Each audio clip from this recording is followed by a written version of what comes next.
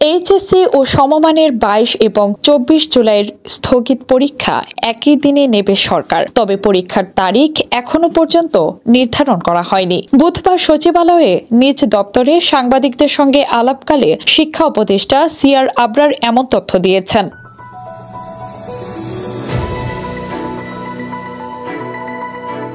উপদেষ্টা বলেন, 22 জুলাইয়ের পরীক্ষা সকালে এবং 24 জুলাইয়ের পরীক্ষা বিকেলে নেওয়া হবে। কবে 2 দিনের স্থগিত পরীক্ষা নেওয়া হবে এখনও সেই সিদ্ধান্ত হয়নি বলেও জানান উপদেষ্টা। শিক্ষা উপদেষ্টা বলেন, 22 ও 24 জুলাইয়ের পরীক্ষা কবে নেওয়া হবে বিজ্ঞপ্তির মাধ্যমে তা জানিয়ে দেব। তবে 22 জুলাইয়ের পরীক্ষা সকালে এবং 24 জুলাইয়ের পরীক্ষা একই দিন বিকেলে নেওয়া হবে।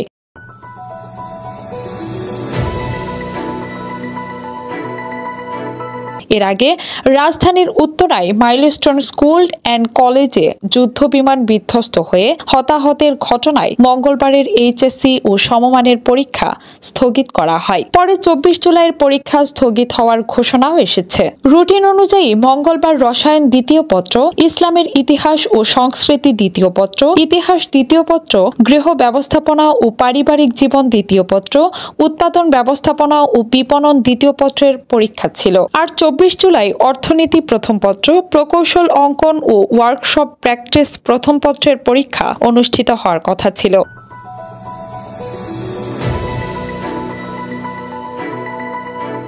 ঢাকা থেকে কাজী উপমা মিম, দিগন্ত টিভি।